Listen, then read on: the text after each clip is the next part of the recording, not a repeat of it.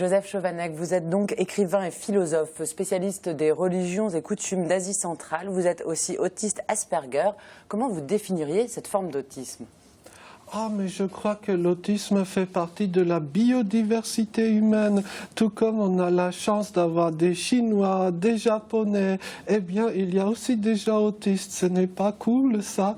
Figurez-vous, ce serait tellement triste si tout le monde était pareil. Donc pas de définition, juste une différence il y a comme des une autre. définitions médicales, mais pour ça, on a Wikipédia et d'autres ouvrages.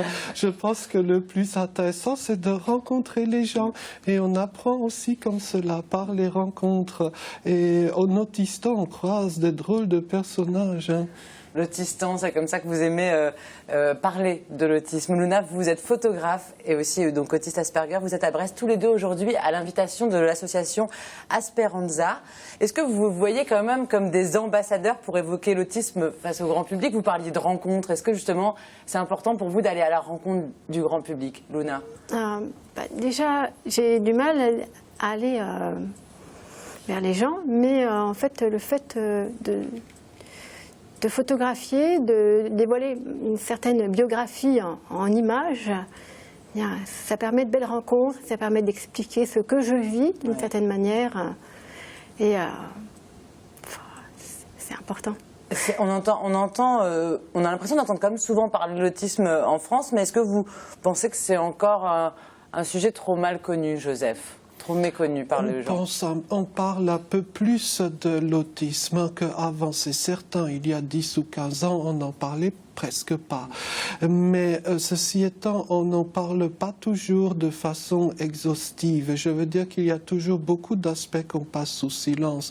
Par exemple, la question des adultes, on parle toujours des enfants, la question de l'emploi des gens adultes, la question des personnes âgées avec autisme ou la question de l'autisme au féminin.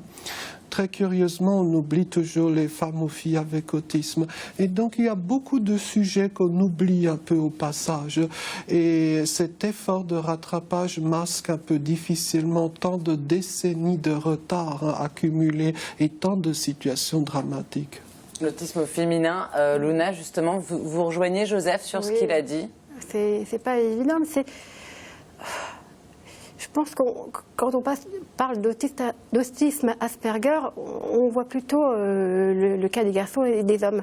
L'autisme féminin, c'est quelque chose de plus discret. Je pense qu'on s'adapte, enfin, on fait un effort de s'adapter au mieux, comme si on était des sortes de caméléons.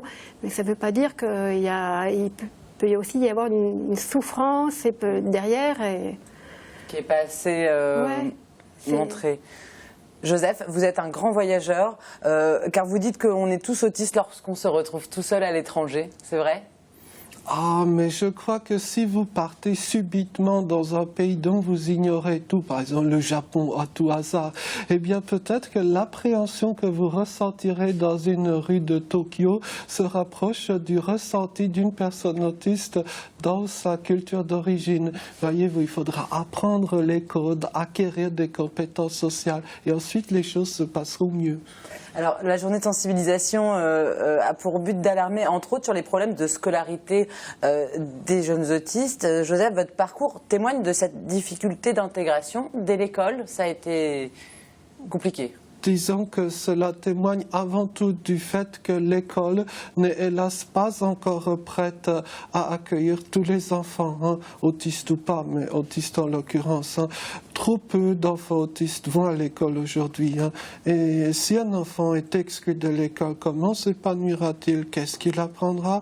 Voyez, c'est véritablement un enjeu de civilisation que le respect de la loi, à savoir la scolarisation de tous les enfants. C'est ce que vous préconisez, que tous les jeunes autistes puissent avoir une scolarité ordinaire dans des classes normales, entre guillemets. Ce ne sont pas que mes lubies personnelles, c'est la loi aussi bien française qu'internationale. Reste à l'appliquer. Comment ça s'est passé, la scolarité, pour vous, Luna? Eh bien, au point de vue des notes, aucun problème.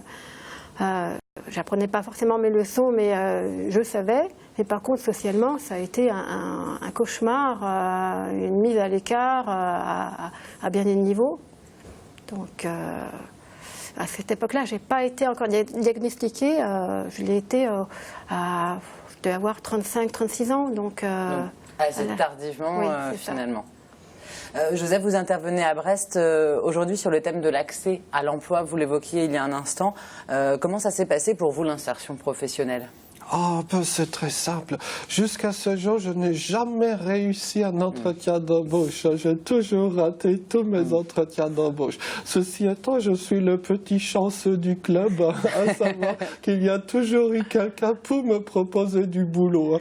Avant-hier, c'est Madame Ségolène Neuville, la secrétaire d'État, qui m'a proposé une mission au sein de son cabinet. Mais le problème, ce n'est pas mon cas. C'est que 99% de mes amis avec autisme n'ont pas cette chance-là, que quelqu'un leur présente un emploi tout préparé. Et donc pour eux, c'est souvent une vie de misère, de déchéance sociale. Et ça, on ne peut pas tolérer. À cause de la situation de ces personnes, mais aussi parce que pour la société, dans sa globalité, c'est une telle déperdition de talent. On ne peut pas continuer comme ça. Qu'est-ce qu'il faut faire ? Qu'est-ce qu'il faut faire concrètement pour changer ça, pour inverser ça ? Alors pour l'inclusion professionnelle des personnes adultes, alors il y a du coaching du côté des personnes autistes, mais aussi une formation du côté des recruteurs possibles.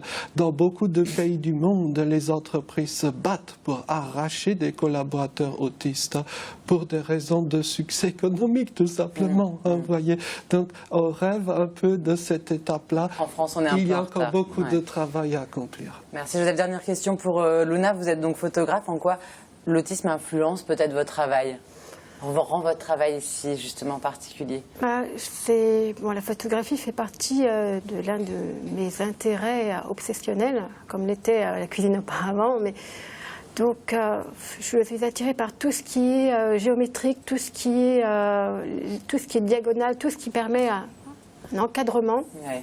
Même dans ma vie de tous les jours, j'ai besoin d'être encadrée pour pouvoir exister.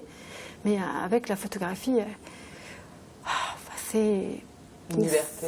Ouais, c'est une liberté, c'est une bouée, c'est une bouffée d'air pur, mais en même temps, je partage mon amour pour l'architecture, pour les lignes, pour les reflets. J'aime énormément les reflets parce qu'en fait, on ne sait pas quelle réalité ça cache. Je me sens parfois comme Alice au pays des merveilles, donc à travers le miroir. Tout ça, faites votre travail, de très très belles choses à voir, à découvrir donc à Brest. De toute façon, vous retrouvez toutes les informations sur l'association, sur le travail de Luna et sur l'association Esperanza via notre site www.tbo.bzh. Je vous remercie beaucoup à tous les deux d'être venus.